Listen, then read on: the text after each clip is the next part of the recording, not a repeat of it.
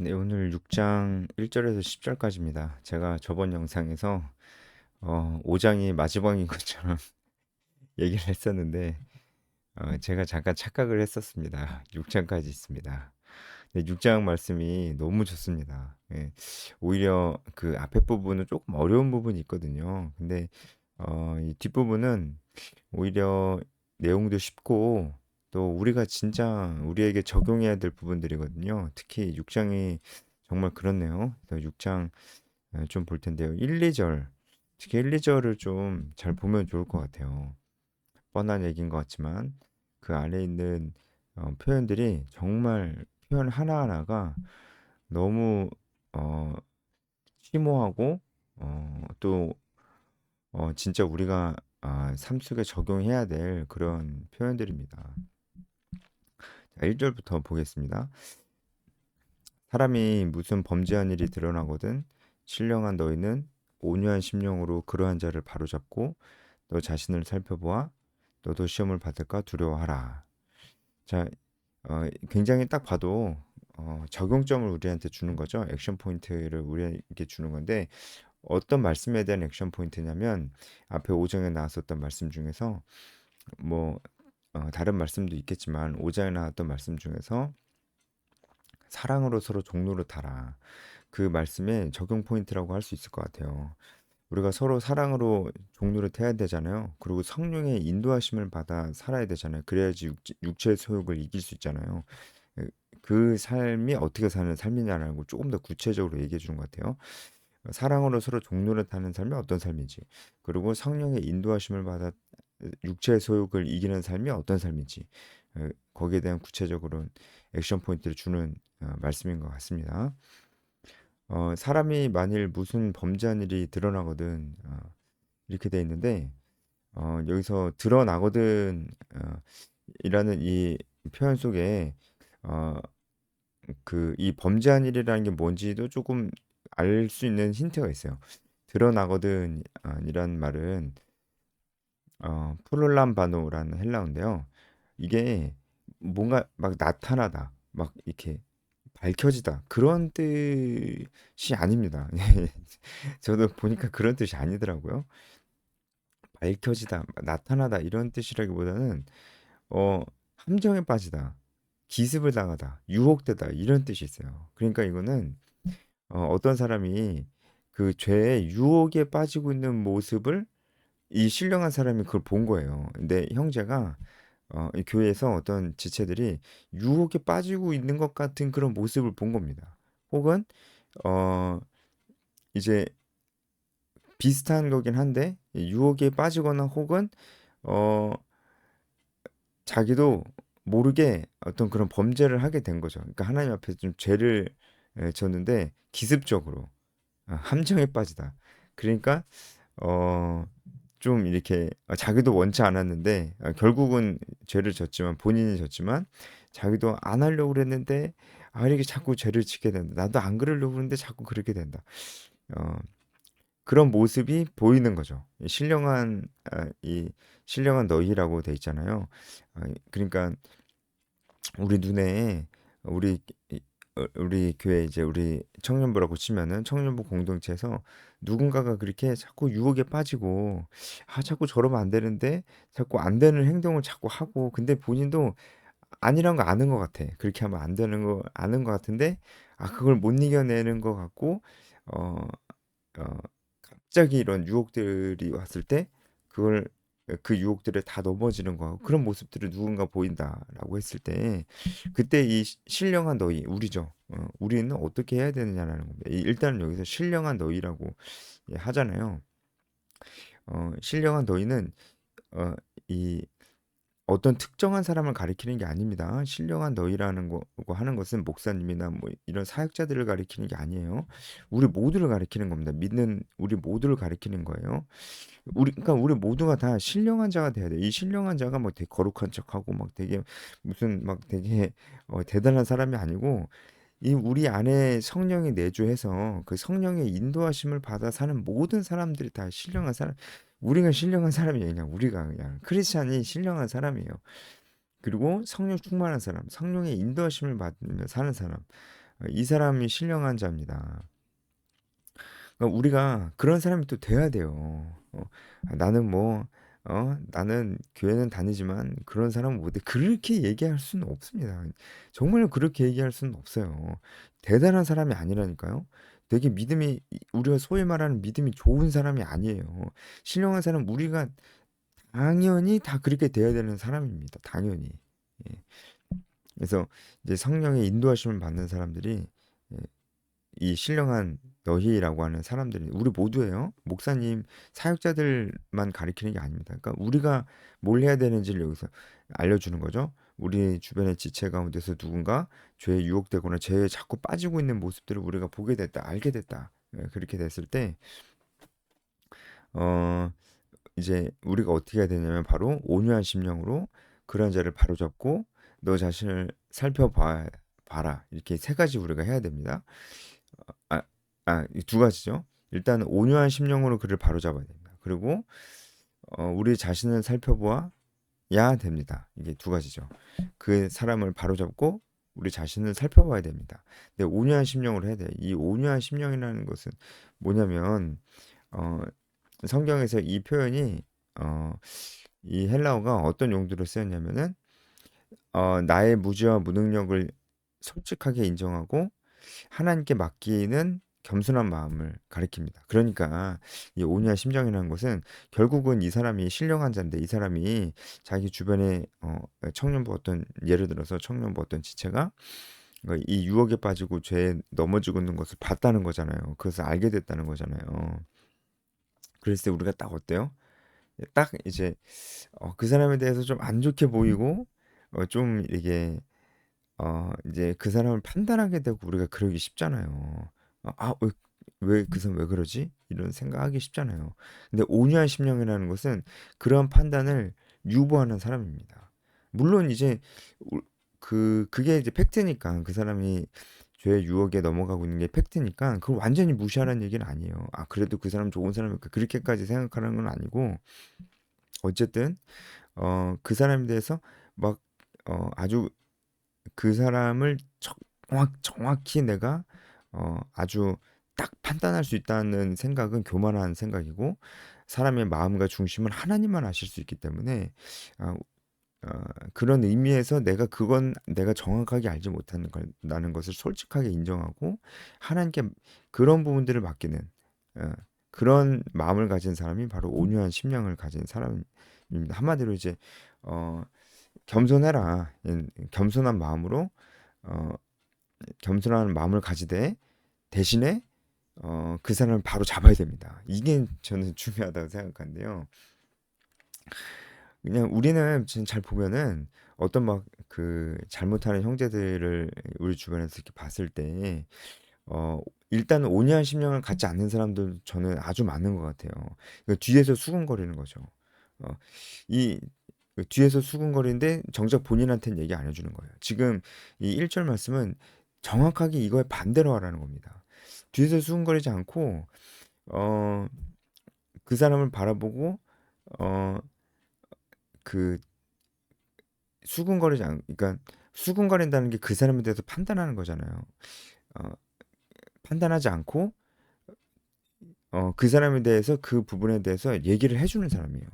바로 잡는 사람입니다. 바로 잡는 것은 바로 잡다라고 하는 것은 온전케 하다라는 뜻입니다. 이게 회복시키다라는 뜻입니다. 그러니까 그 지금 죄의 유혹에 걸려 넘어진 그 사람이 회복할 수 있도록 도와주라는 거예요. 누가요? 신령한 자. 우리 모두가 그 겸손한 마음을 가지고 하나님께 맡겨드리는 마음을 가지고 그리고 그 사람한테 가야 돼요.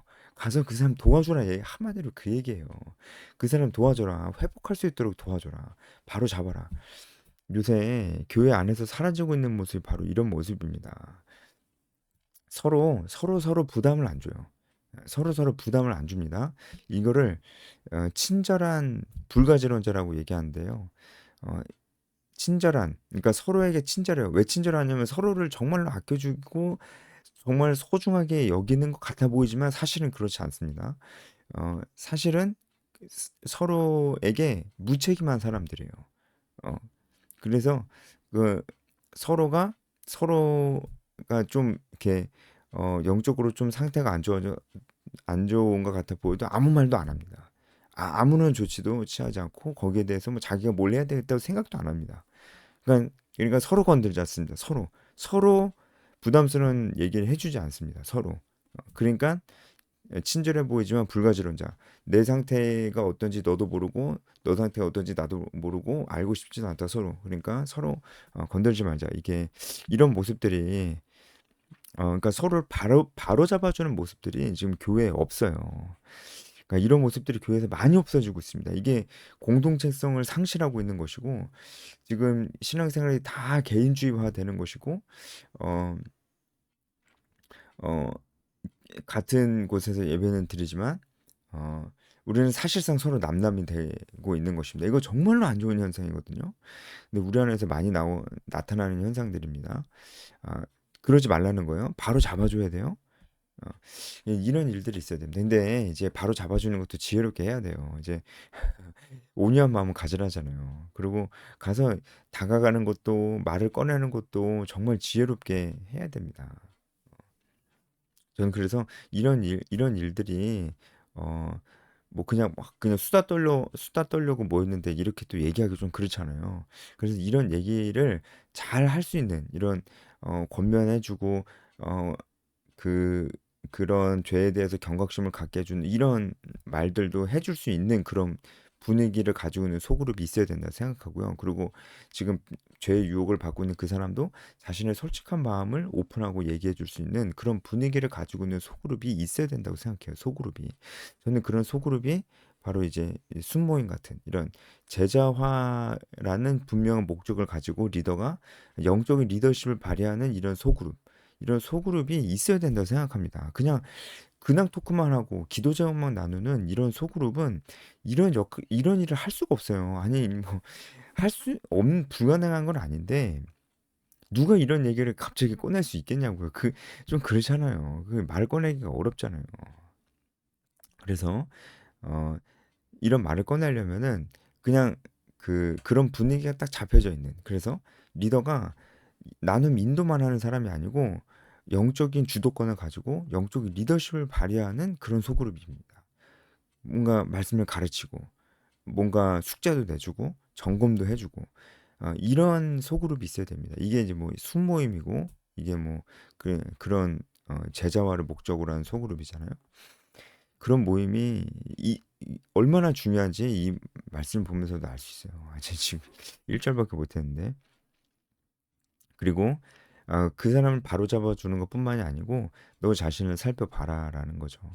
어, 온유한 마음으로 어떤 사람을 바로잡다 보면은 이건 또 자연스럽게 내 자신을 살펴보게 되는 것 같습니다. 여기서 살펴보라는 얘기는 자세히 조사하다라는 겁니다. 나도 그렇진 않은가? 왜냐면은 아무래도 누군가를 바로잡아 주다 보면은 교만해지게 되거든요. 그래서 더 나 자신을 봐야 되고 너도 시험을 받을까 두려워라 이렇게 말씀을 하시는 겁니다. 너희가 짐을 서로 지라. 여기서 짐이라는 것은 무엇이겠어요? 이 앞에 나오는 범죄한 일, 유혹거리. 어, 그 5장에서 보면은 육체의 소욕. 어, 네, 이런 것이라고 볼 수가 있겠죠. 그러니까 너희가 짐을 서로 지라라는 라는 얘기는 우리를 죄에 빠뜨릴 만한 이제 그런 시험거리들을 서로 지라. 그러니까 이거를 서로 나눔을 하라 이 말이에요. 나눔을 하라. 예, 이 소그룹을 해서 그 내가 시험 들 만한 그런 일들을 내게 유혹이 있는 그런 일들을 서로 얘기를 하고 그다음에 서로 바로잡아주고 이 일을 하는 것이 바로 짐을 서로 지는 것입니다. 그러니까 중요한 것은 어떻게 서로 지라는 겁니다. 그러니까 내 죄에 유혹이 있어. 내가 죄를 또 지었거나 죄의 유혹이 아주 심하다. 그러면은 당연히 하나님 앞에 나와서 우리가 기도하고 말씀 보면서 하나님께서 지적해 주시는 죄를 들여다보고 죄 고백을 하면서 우리가 그렇게 나아가야 되겠지만 그것만 가지고는 안 된다는 거예요. 우리가 해야 될 일은 서로 짐을 지는 겁니다. 이게 얼마나 중요한지 이런 모습들이 교회 안에서 반드시 있어야 됩니다. 그리하여 그리스도의 법을 성취하라. 그리하여 그리스도의 법을 성취하라.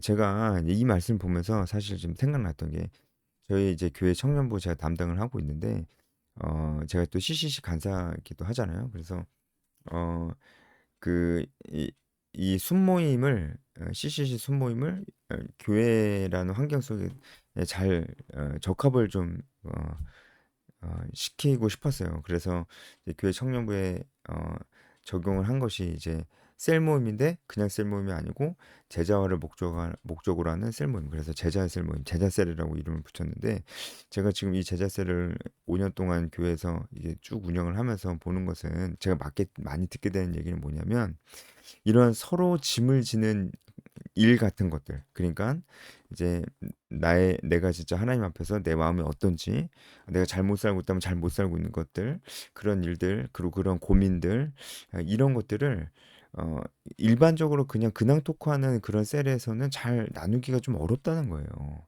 그런데 이 제자 셀에서는 잘 나눈다는 겁니다. 어, 그래서 저는 이런 앞서 말씀드렸듯이 이런 제자화를 목적으로 하는 이런 셀, 순모임 이런 모임들이 너무 중요하다고 생각해요. 그것이 바로 우리가 서로 사랑으로 종로를 타는 것이고 그것이 바로 성령의 인도하심을 따라 사는 삶이고 그것이 바로 우리의 육체의 소욕을 이겨낼 수 있는 삶입니다. 5장에서 봤던 바로 그 삶이에요. 너무 중요하다고 생각합니다. 그래서 그리스도의 법을 성취하라. 여기서 그리스도의 법은 뭐겠어요? 바로 사랑의 법입니다. 앞서 5장에서 얘기했듯이 바로 사랑으로 서로 종로를 타는 것. 그러니까 하나님을 사랑하고 이웃을 사랑하는 것입니다. 율법의 근본 정신이죠. 우리가 서로 짐을 지면서 비로소 율법의 근본 정신을 우리가 성취할 수 있다. 이 얘기입니다. 그래서 교회에서 반드시 이런 모습들이 나타나야 됩니다. 반드시 이런 모습들이 나타나야 되는데 제가 정말 안타까운 것은 이 시대 한국교회 청년들이 다 뿔뿔이 흩어졌어요. 공동체가 없어요. 교회에 청년이 없는데 어떻게 공동체를 찾겠습니까? 아니 서로 짐을 지고 싶은데 사람이 없는데 어떻게 서로 짐을 져요? 사람이 없는데. 예. 청년들이 없는데. 예? 예. 그래서 이제 아니 그 공동체가 없는데 그렇잖아요. 그래서 그 예배만 드리면 된다고 그렇게 생각하는 그런 생각은 정말로 안 됩니다. 그런 생각은 목사님이 그런 가르침을 가르치신다면 저는 정말 저는 어, 그 제가 섣불리 판단할 수 없지만 그런 가르침은 안 된다고 생각합니다. 예배만 드리면 된다. 예수만 다다. 하나님 앞에서 하면 된다. 아니 성경에 그렇게 안 나와 있는데요. 성경에 서로 짐을 지라잖아요. 근데 무슨 예배만 드리면 다 된다고 그렇게 얘기할 수 없습니다. 예. 그래서 공동체가 중요한데 어, 교회 청년 공동체가 없는 청년들이 너무 많아요. 이제 너무 안타까운 일입니다. 저는 그 부분에 있어서 너무 안타까워서 그래서 제가 이제 이 CCC 성비단체 안에서 이제 2030 직장인 청년들을 모아서 정말 우리가 그래도 공동체가 돼야 된다 우리가. 그래서 우리가 서로 이 안에서 서로 짐을 나누어서 지고 서로 바로잡아 주고 서로 힘을 주고 위로를 주고 격려를 주고 그래 결국은 그리스도의 법을 성취하기 위해서 결국은 하나님 우리에게 명령하신 것들을 순종하기 위해서 결국은 지상 명령 성취를 위해서 그런 일들을 지금 해 나가고 있어요. 지금도 어, 이 말씀을 보면서 더욱더 그런 일들이 중요하다는 생각이 들었습니다. 제가 나머지는 좀 빨리빨리 가겠습니다. 만일 누가 아무것도 되지 못하고 된 줄로 생각하면 스스로 속입니다. 3절부터는 조금 다른 얘기를 하는데 3절부터는 다른 사람 얘기를 해요. 어떤 사람이냐면 교만한 사람이에요. 이 교만한 사람은 어떤 사람이냐면 5장에서 나왔었던 또 그 전부터 나왔었던 율법주의 신앙을 가지고 있는 사람입니다. 이 율법주의적인 신앙을 갖고 있는 사람은 어떤 사람이면 아무것도 되지 못한 사람입니다. 그러니까 이 그리스도의 법을 성취하지 못하고 있는 그런 사람이에요. 사랑으로 서로 종로를 타지 않고 성령의 인도하심을 받지 않고 어, 율법의 종로를 타고 있는 그런 사람입니다. 자기가 뭔가 열심히 해가지고 의롭다 여김을 받을 수 있다고 생각하는 그런 사람이어서 뭔가 종교적인 열심을 굉장히 내고 있는 그런 사람인데 그런 사람을 성경이 뭐라고 하냐면 아무것도 되지 않은 사람이라고 생각해. 그렇게 얘기하고 있는 거예요. 은혜 가운데 있지 않고 자기의 어떤 열심 가운데 있는 사람입니다. 근데 그 사람들은 아무것도 된 게 없는 사람이에요. 그런데 자기 스스로는 된 줄로 생각합니다. 그러니까 자기 스스로 뭐라도 된 거라고 생각하는 거예요. 그런데 어, 그 4절에 보면은 이 사람이 자기 스스로가 아, 그래 나는 뭐 이 정도면 됐지. 나는 그래도 이 정도면은 그래도 어느 정도는 하는 거야. 이렇게 생각하는 사람인데 그 사람이 왜 이런 생각을 하게 되냐면은 남들과 비교하는 데서 이런 생각이 나온다는 말씀이 4절에 나와 있어요.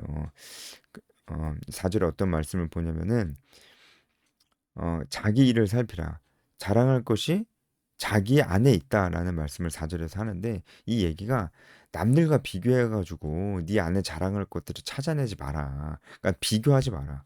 비교하면서 너 스스로가 뭔가 뭐라도 된 걸라고 된 것처럼 생각하지 마라 이 말이에요. 사실 너는 아무것도 된 게 없는 사람이다. 왜냐면은 사랑으로 종로를 타지 않고 사실은 율법적으로 너가 은혜 가운데 있지 않기 때문에 그런 것이다. 네, 그런 얘기를 하고 있는 것입니다. 그래서 4절도 자기 일을 살피라 이렇게 얘기하는 게 바로 비교하지 말아라는 거예요. 비교해서 우월감을 느끼지 말고 너 자신을 솔직하게 너 자신을 들여다봐. 어? 너가 진짜 뭐라도 된 사람이냐?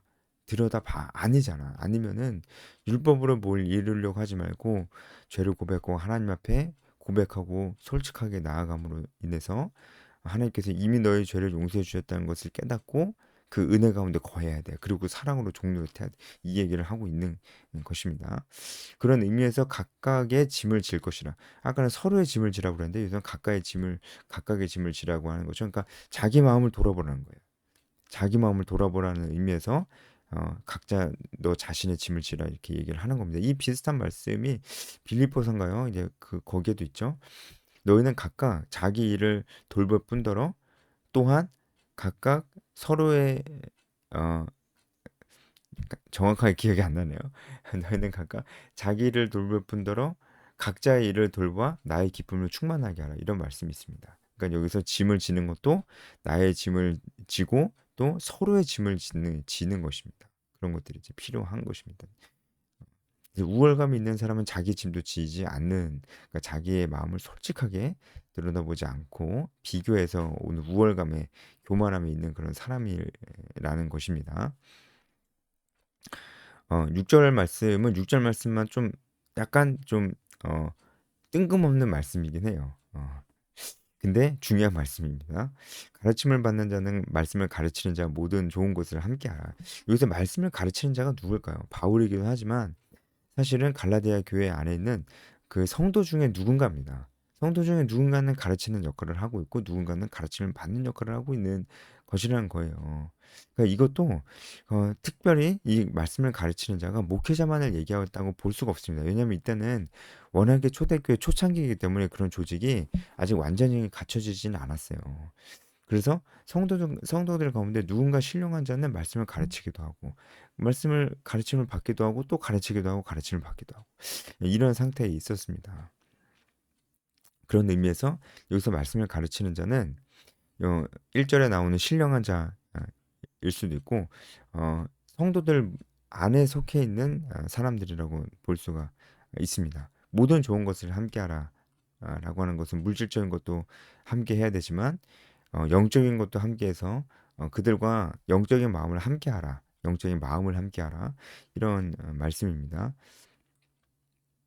스스로 속이지 말라. 이 말씀부터는 어, 어, 앞서 이제 좀 교만한 사람에 대한 그 말씀과 좀 이어지는 것 같아요. 스스로 속이지 마라. 그러니까 너가 뭐라도 된 줄로 생각하지 마라. 그리고 너가 뭔가를 그렇게 종교적인 열심을 내면서, 그러니까 율법주의적인 열심을 내면서 그러면서 너가 하나님께 뭔가 칭찬을 받고 하나님께서 뭔가 상급을 주실 것이라고 생각하지 마라. 그건 너가 잘못 생각하는 것이고 너가 스스로 속는 것이다. 이 얘기를 하고 있는 것입니다. 하나님은 업신여김을 받지 않는다라는 말씀은 하나님은 어, 이게 이제 그 밉테리조라는 헬라어인데 이것은 어, 이게 수동태로 쓰였어요. 그래서 어, 자신을 조롱받게 내버려 두지 않으신다는 뜻이에요. 하나님은 자기 자신을 조롱받게 내버려 두지 않으신다. 그러니까 뭐냐면은 어, 자기 스스로 종교적인 열심을 내면서 잘못하고 있는 거잖아요. 잘못하면서 자기에게 좋은 결과가 있을 것이라고 생각하는 그 사람의 생각대로 되도록 그냥 두면은 하나님이 우스운 존재가 되잖아요. 그렇죠? 하나님 그런 분이 아니시니까. 그러니까 한마디로 어 육체의 소욕을 따르면서 종교적인 열심을 내면서 교만하면서 자기에게 뭔가 하나님께서 자기에게 뭔가 이익을 줄 것이라고 생각하는 그 사람의 생각을 절대로 하나님 들어주지 않으신다는 거죠. 아, 이런 쉬운 말을 조금 어렵게 하는 것 같아요. 예.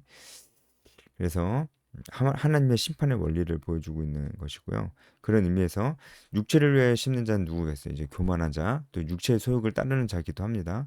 그 사람은 육체로부터 썩어질 것을 거두고 성령을 위하여 심는 자는 성령으로부터 영생을 거둔다. 예, 성령을 따라 행해야지 영생을 얻는 게 아닙니다. 그러니까 영생을 얻고 하나님의 자녀가 된 사람들이 성령을 따라 삶으로 인해서 그 사람이 정말 하나님의 자녀라는 것을 그 가운데 영생이 있음을 보여주고 나타내 준다는 겁니다. 영생은 이렇게 우리가 제대로 삶으로써 성취해 나가고 우리가 그것을 획득하는 게 아니에요. 그렇죠? 예전에 많이 설명을 했으니까. 자, 우리가 선을 행하되 여기서 선이 뭘까요? 전체적인 맥락상 여기서 말하는 선은 우리가 서로 사랑으로 종노릇하는 것입니다. 이것을 행하되 낙심하지 말지니라고 하는 것은 지치지 말아라라는 표현이 좀 더 정확한 헬라어적인 표현입니다. 그러니까 서로 종노릇하되 지치지 마라. 그러니까 이 말씀 너무 중요한 말씀이에요. 우리가 정말 우리가 살아야 될 삶이 긴 싸움이에요. 이 믿음의 싸움이 아주 긴 싸움이거든요.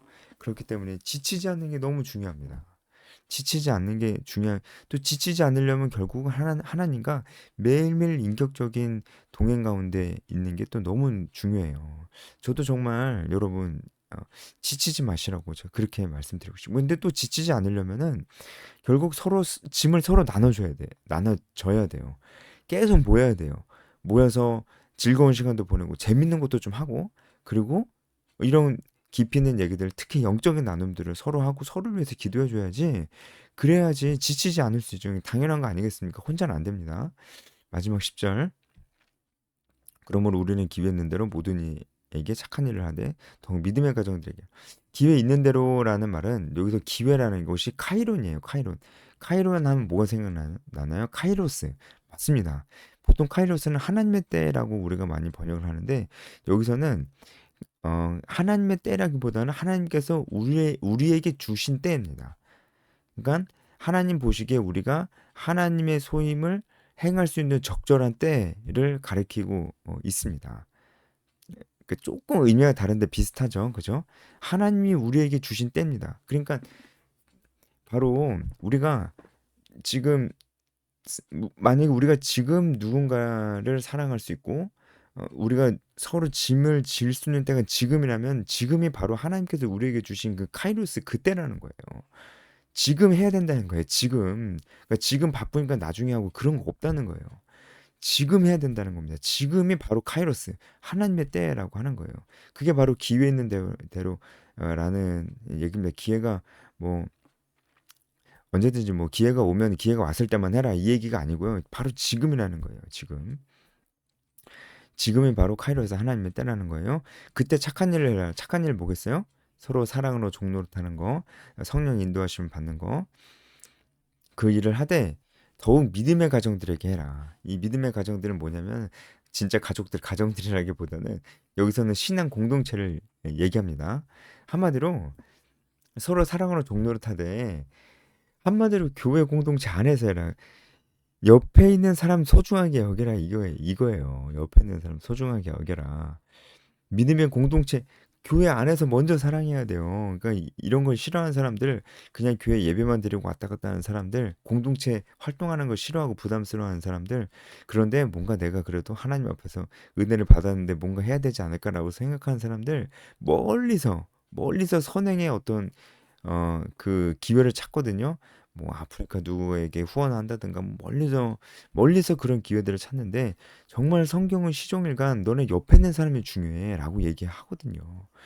믿음의 가정들이라는 것은 바로 우리 주변에 있는 믿음의 공동체를 얘기하고 있습니다. 믿음의 공동체 사람들끼리 서로 사랑하는 것이 가장 최우선입니다. 여기까지 하겠습니다.